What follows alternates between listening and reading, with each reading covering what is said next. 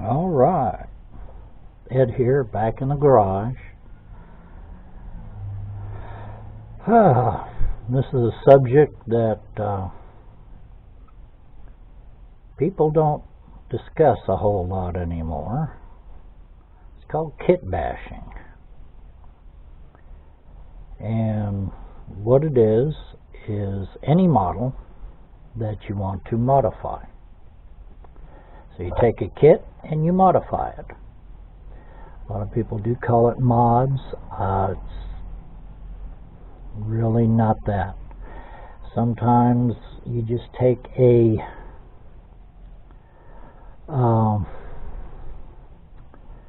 part of a model because you like its shape or this, and you want to integrate it into something else. You need a contour, you need an intake, you need this, you need that. So you find a kit and then you integrate it into whatever you're doing. Now I'm using this as an example. This is one of my kit bashes. The lower part here is actually a T-38 Soviet tank, merged with the front end of a MI Hind, or MI-28 Hind.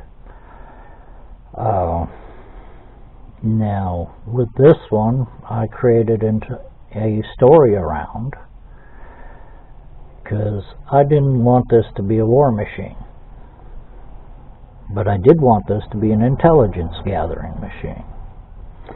So what it is a tank turned hovercraft. So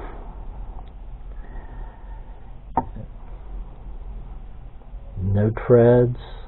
This is actually a wheel off an old baby buggy that I hot glued on. And I used a lot of putty and two different size Hinds, a 1/72 and a 1/32 scale in this creation, because I needed an auxiliary set of turbines here. So I'll put them here and there. Mercy. I'm getting all clunky here. But I loved the pilot seat sitting up high and its armored bubble.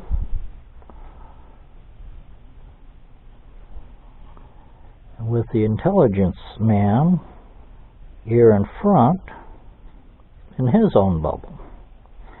I converted the Gatling gun, the forward Gatling, to a camera. I added antennae and sensors to make this an intelligence gathering machine, and also able to take about a crew of 8. Now the story that I needed was I needed a swift aircushion vehicle with a very short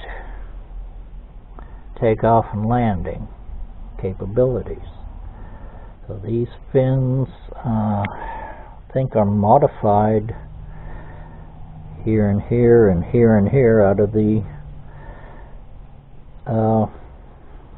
rotor blades of the helicopter. Now I added chaff and smoke detectors,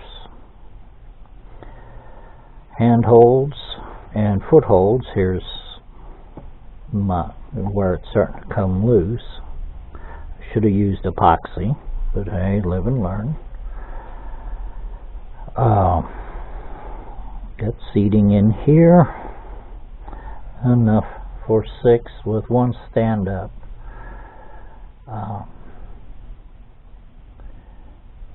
Well, actually 5 with one stand up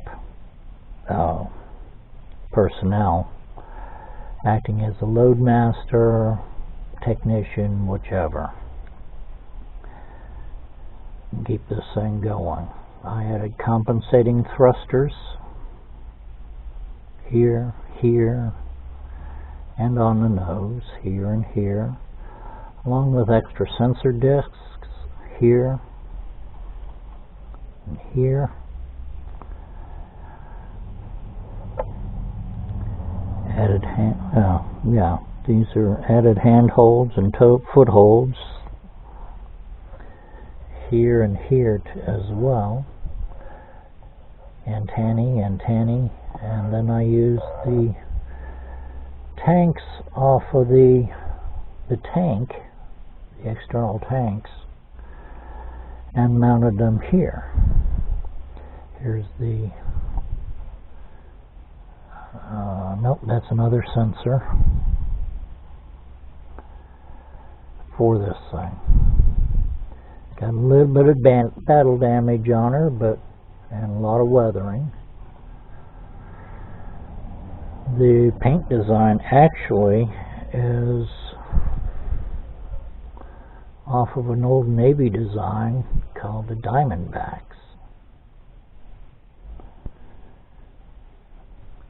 And this was fun, but it's heavy because all the sheet styrene that I used up in here, along with the putties that I used, so it made it very heavy. Sheet styrenes from Evergreen. Order it online or at your local hobby shop if they carry it. Wonderful stuff.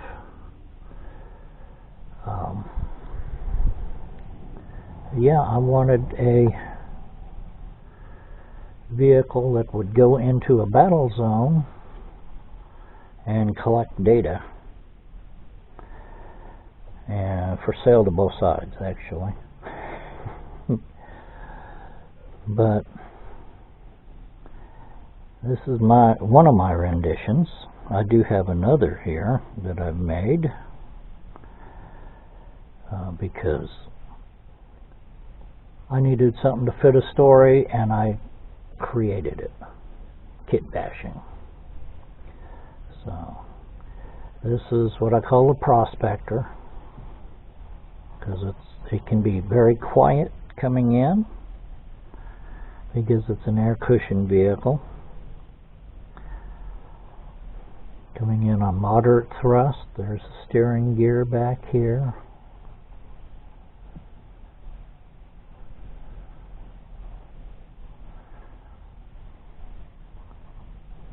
So even go into quiet mode so it can ease into compounds late at night. The antenna here, I don't know if you can really see them that well, but I made those out of stretch sprue. So nothing really goes to waste in these.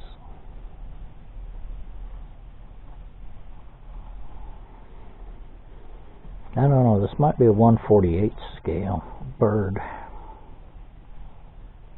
I think so. You can see the seats down in there.